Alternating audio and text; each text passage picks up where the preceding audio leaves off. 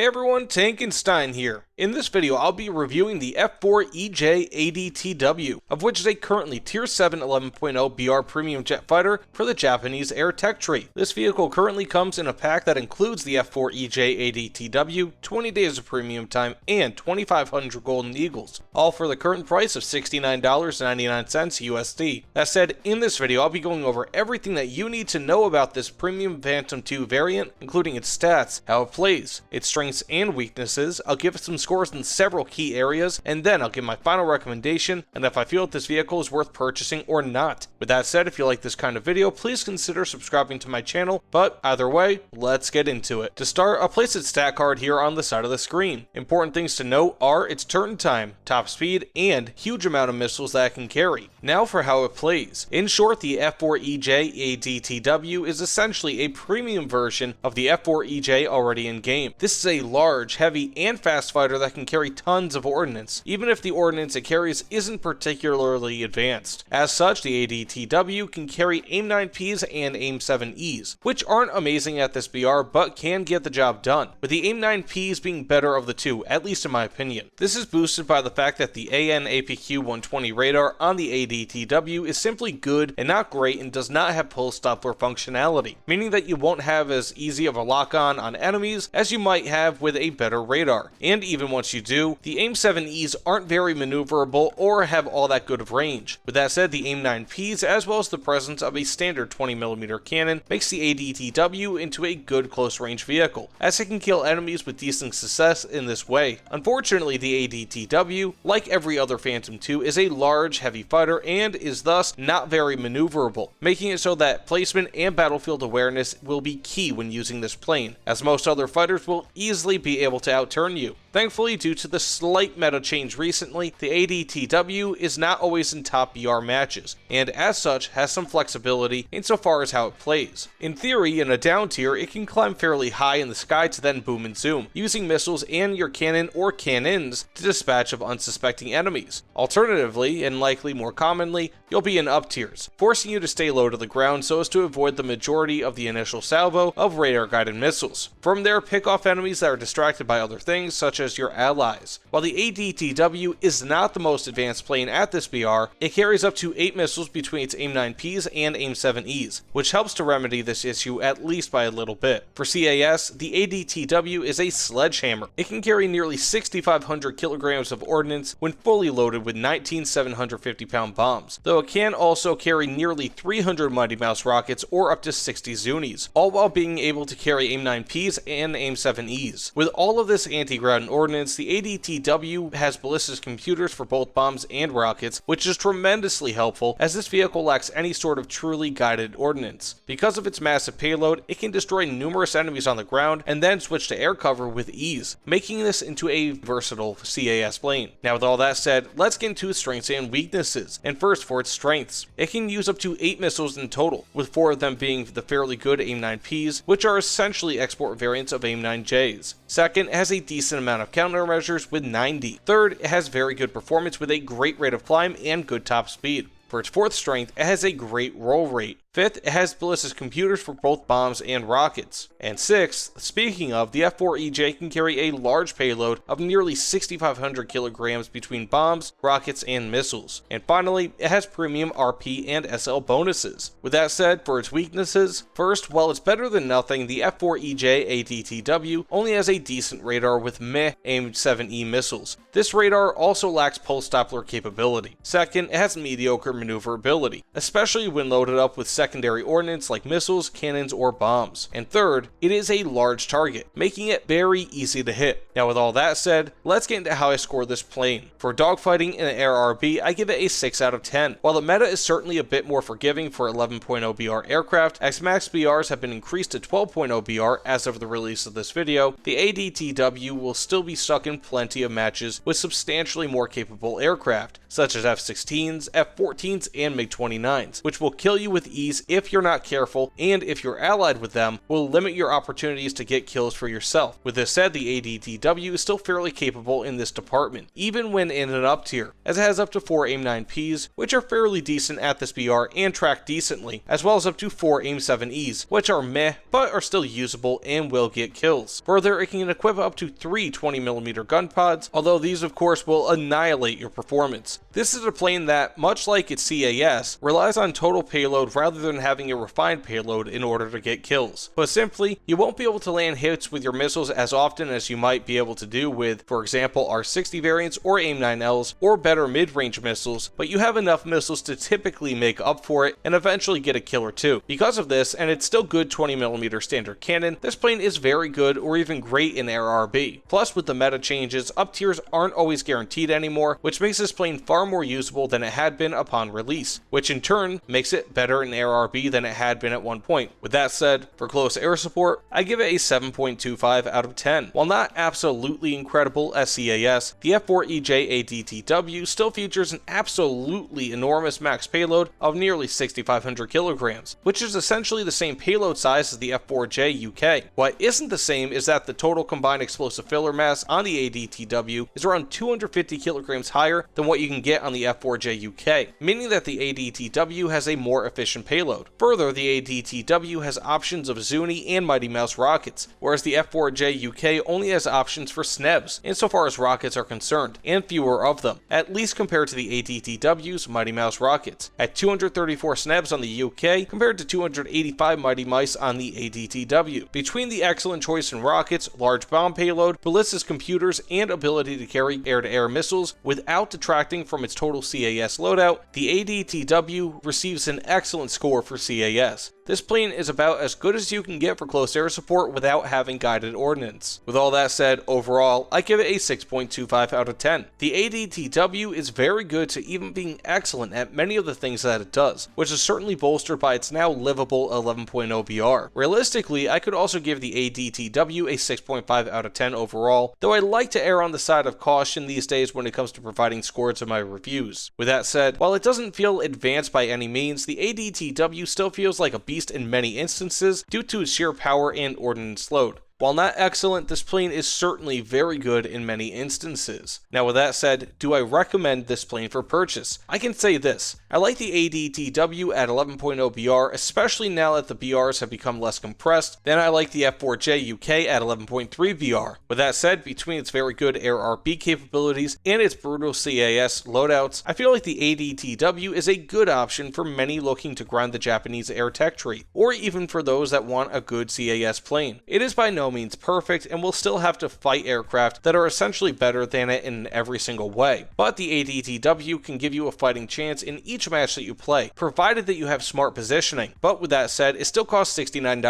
USD, which puts a damper on this vehicle. I do recommend this plane if you're looking for a plane that can do it all, even if it isn't perfect at what it does, but I don't feel like I can give it my Stankenstein seal of approval. It's a very good plane for what it is, but a simple BR increase would kill this plane, as it would be shoved into top tier matches much more often, and it does not fare incredibly well in those matches. So with that in mind, again, I can recommend this plane for purchase, but only as a minimal recommendation, as it is just good enough for me to recommend, and also only for those that want something that can perform in both ARB and CAS. If you're only looking to play this in one mode or another, I don't really think its capabilities necessarily merit spending $70, but that's just me. But with that said, thank you all so much for watching. Please let me know what you thought of this video in the comments below, as well as what you might think of this plane. Either way though, thanks again, and I'll see you all on the other side. Take care everyone.